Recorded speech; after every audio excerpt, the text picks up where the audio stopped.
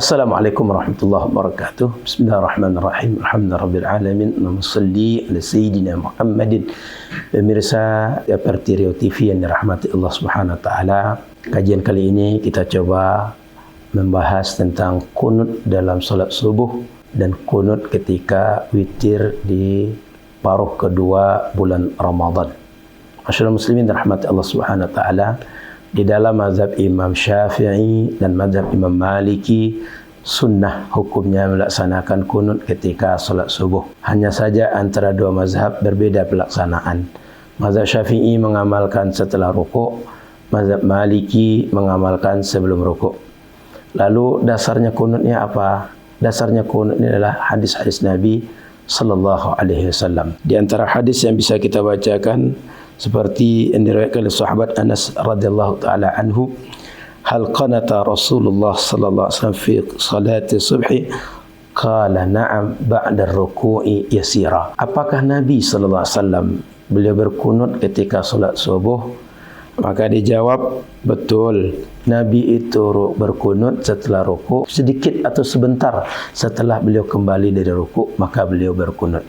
Maka ini jelas hadisnya bahwa Rasul sallallahu alaihi wasallam berkunut. Kemudian masih dari sahabat Anas radhiyallahu taala anhu, wa ma zala Rasulullah sallallahu alaihi wasallam yaqnutu fil fajri hatta faraqat dunya. Nabi sallallahu alaihi wasallam beliau tetap berkunut sampai meninggal. Yang cerita masih sahabat Anas bin Malik. Siapa Anas bin Malik ini? Anas bin Malik ini kalau kita menyebut hari ini asisten Rasulullah, orang yang sangat dekat dengan Rasul, hidupnya sehari-hari di rumah Rasul, sehingga dia paling tahu bagaimana Rasul dibanding orang lain, karena dia dekat dengan Rasul, hari-harinya dengan Rasul.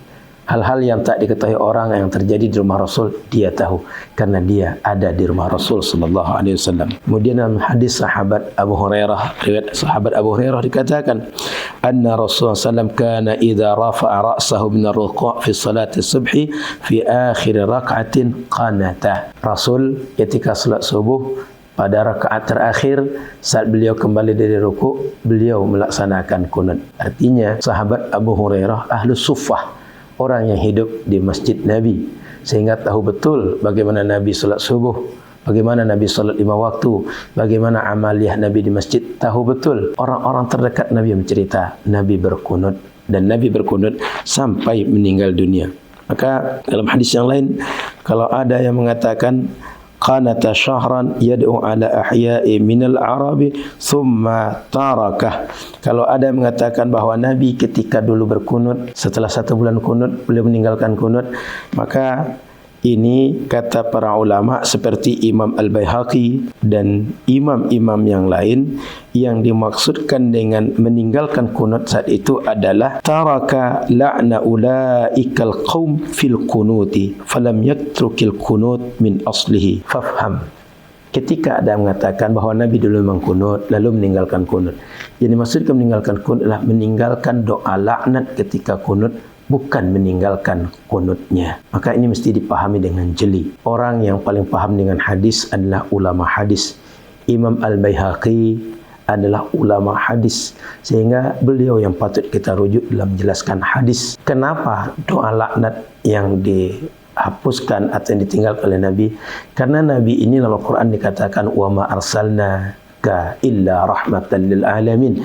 Kami tak mengutus engkau Muhammad kecuali engkau menjadi rahmat bagi sekalian alam. Laknat artinya mengusir orang dari rahmat. Kalau seandainya menjadi rahmat, satu lagi mendoakan. Laknat berarti mendoakan agar orang terusir dari rahmat. Ini dua hal yang bertentangan. Maka oleh karena itu tidak masuk akal menjadi rahmat juga melaknat. Maka Jibril bilang, Muhammad, engkau rahmat bagi sekalian alam, tinggalkan laknat ketika kunut. Sehingga Nabi ketika kunut tetap berdoa kunut, tapi tidak lagi mendoakan laknat bagi suku-suku yang didoakan oleh Nabi atau orang-orang tertentu yang disebut namanya, yang dilaknat oleh Nabi ketika doa kunut. Sehingga jelaslah bahwa hadis ketika ada bertentangan, kata yang satu berkunut sampai meninggal dunia, kata yang satu berkunut lalu meninggalkannya. Karena kalau sampai meninggal dunia berarti tak pernah meninggalkan. Kalau meninggalkan berarti tak sampai beliau meninggal dunia berkunutnya. Ini kan secara redaksional nampak bertentangan. Maka ini mesti diselesaikan.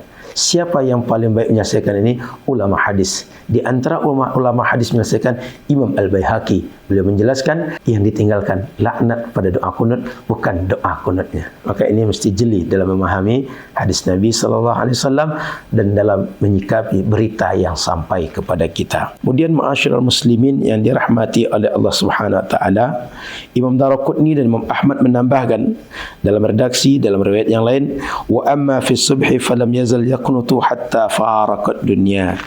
Nabi ketika salat subuh sampai meninggal dunia tetap beliau berkunut. Makanya kaum muslimin yang dirahmati oleh Allah Subhanahu wa taala, akan kita temukan banyak sahabat Nabi sepeninggal Nabi tetap dia berkunut. Seperti yang kita jelaskan dan kita dapatkan dari berita berikut. Wa 'anil Awwam ibn Hamzah qala sa'altu Aba Uthman An-Nahdi 'anil qunuti faqala ba'da ar-ruku' faqultu 'amman faqala 'an Abi Bakr wa Uthman. Wa 'an Abdullah ibn Ma'qil qala qanata fil fajr rajulan min ashabin Nabi sallallahu alaihi wasallam Ali wa Abu Musa radhiyallahu anhuma. Bahwa dalam hadis, dalam athar riwayat sahabat Al-Awwam bin Hamzah ceritakan bahwa beliau bertanya kepada Abu Uthman An-Nahdi, bagaimana cara kunut itu? Kunut itu dilakukan setelah rukuk. Lalu siapa yang menceritakan ini? Abu Bakar dan Uthman. Sehingga sahabat Abu Bakar, sahabat Uthman berkunut ketika subuh sepeninggal Nabi. Lalu riwayat yang lain dikatakan bahwa sahabat Ali bin Abi Thalib, sahabat Abu Musa Al-Ash'ari berkunut sepeninggal Nabi sallallahu alaihi wasallam. Sehingga banyak riwayat sahabat Nabi sepeninggal Nabi juga berkunut. Ini menguatkan indikasi bahwa Nabi itu kunut sampai meninggal, tidak pernah meninggalkan kunut sejak beliau berkunut. Yang ditinggalkan apa?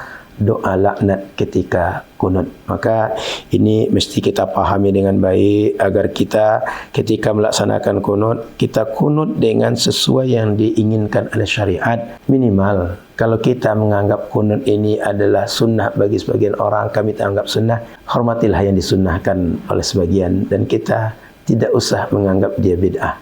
Tak usah berkunut kalau kita tak yakin dengan kunut, tapi tidak usah mengklaim, tak usah mendakwa, tak usah menghukumi bahawa yang dilakukan orang adalah bid'ah, yang kita kerjakan sunnah. Karena ada asal sunnah yang dibuat oleh mereka yang bermazhab Syafi'i, oleh kami bermazhab Syafi'i, dan mereka yang bermazhab Maliki. Kemudian ma'asyiral muslimin yang dirahmati oleh Allah Subhanahu wa taala, bila kita rujuk lebih lanjut di dalam doa kunut, ada permasalahan yang mungkin bagi sebagian orang, kok ada doa kunut yang dibaca jahar, sebagian tak jahar. Sebenarnya sederhana saja nalarnya. Ketika berdoa, sebaiknya doa itu dipimpin oleh satu orang imam, yang lain tinggal mengaminkan doa imam. Itu sebabnya ketika Allahumma hdina fi man hadait wa afina fi man afait, berapa butir doa? Ada 5 butir. Itu kita imam berdoa, kita aminkan. Karena memang baiknya bila berdoa itu satu yang berdoa, yang lain tinggal aminkan. Tapi berikutnya adalah karena dia pujian kepada Allah, sebaiknya setiap kita memuji. Makanya ketika kita fa innahu la yadhillu man walait wa la ya'izzu man adait, dan seterusnya, karena dia bentuk pujian kepada Allah, sebaiknya imam dan makmum memuji. Itu sebabnya imam dia diam, dia baca dengan sir, tidak baca keras, supaya apa? Imam memuji, ats-tsana 'ala Allah, dan jamaah juga memuji kepada Allah. Sehingga bukan imam tak hafal, bukan karena imam dia lupa dengan hafalan dia, bukan karena dia tak patut dibaca, patut dibaca, tapi bentuknya pujian kepada Allah Subhanahu wa taala. Maka berkunutlah. Bagaimana dengan mengangkat tangan? Dalam hadis-hadis sahih, minimal hadis derajatnya hasan, Nabi kalau berdoa angkat tangannya, doa dalam solat dan di luar solat. Bahkan ketika perang Badar, Nabi mengangkat tangan sampai tinggi, tangan diangkat sehingga nampak warna putih ketiak beliau. Artinya berdoa dengan mengangkat tangan ini di sebuah syariat yang dibuat oleh Nabi Muhammad sallallahu alaihi wasallam. Maka ketika doa kunut, doalah, minimal aminkan imam dan pujilah Allah, lalu angkatlah tangan ketika berdoa saat doa kunut. Dan di dalam mazhab Syafi'i juga, ketika berkunut tidak hanya berkunut ketika subuh, tapi kunut pada paruh kedua, witir terakhir pada salat witir di paruh kedua bulan Ramadan.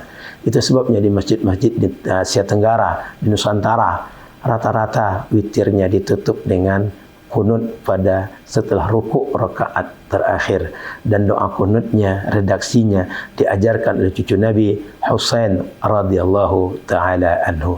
Sehingga mazhab Syafi'i dan bahkan mazhab yang 4 sepakat sunnah hukumnya berkunut ketika witir. Namun sebagian mengatakan semua witir kita kunut. Mazhab Syafi'i mengatakan kunutnya ketika paruh kedua Ramadan saja. Perbedaan mereka tipis atau perbedaan mereka pada hal yang lebih teknis, tapi pada prinsipnya sepakat pada kunutnya. Apalagi kunut nazilah, sepakat semua ulama mesti kita atau dianjurkan kunut nazilah pada setiap solat, meskipun solat sir dan meskipun solat jahar dianjurkan kunut nazilah. Apa kunut nazilah? Kunut berharap, meminta, bermunajat kepada Allah ketika ada musibah, ketika ada mara bahaya, ketika ada bencana yang terjadi pada umat Islam. Dianjurkan kita berdoa pada Allah agar diangkatkan musibah, agar diturunkan rahmat di setiap solat kita, tak hanya solat subuh, tak hanya solat witir. Saya kira ada 3 poin yang mesti kita pahami dengan baik. Pertama, sunnah kunut solat subuh dalam mazhab Imam Syafi'i. Yang kedua, sunnah kunut pada witir dan mazhab semua ulama, tapi kunut pada paruh kedua tengah Ramadan kedua itu adalah sunnah yang dikatakan sunnah oleh mazhab Syafi'i. Kemudian ada kunut nazilah. Ini sepakat semua ulama untuk mengamalkan, dan ini berlaku pada semua solat, tidak hanya solat subuh saja. Dan saya tekankan, Nabi sallallahu alaihi wasallam meninggalkan kunut maknanya meninggalkan doa laknat pada kunut, bukan meninggalkan kunutnya. Yang mengatakan ini ulama hadis. Yang paling baik, yang paling hebat memahami hadis adalah ulama hadis. Rujuklah ilmu kepada ahlinya, rujuklah hadis kepada ulama hadis. Semoga ini manfaat, semoga menjadi amal dan membuat kita semakin banyak beramal dan bermunajat kepada Allah. Jangan lupa, kunut itu doa paripurna. Kunut itu puncaknya doa. Makanya sayang kalau ada imam berkunut, makmum tinggal aminkan, tak mau dia berdoa. Itu berarti dia tak mau diajak berdoa. Itu berarti dia tak mau diajak doa terbaik, doa paripurna, doa paling puncak dalam munajat kita. Maka berdoalah saat imam berkunut, berdoalah, minimal aminkan doa-doa imam ketika berkunut. Semoga manfaat. Mohon maaf salah dan kurang. Berjumpa lagi kita dalam kajian yang lain di Perti Riau TV, insya-Allah. Subhanakallahumma bihamdika, asyhadu an la ilaha illa anta, astaghfiruka wa atubu ilaika. Assalamualaikum warahmatullahi wabarakatuh.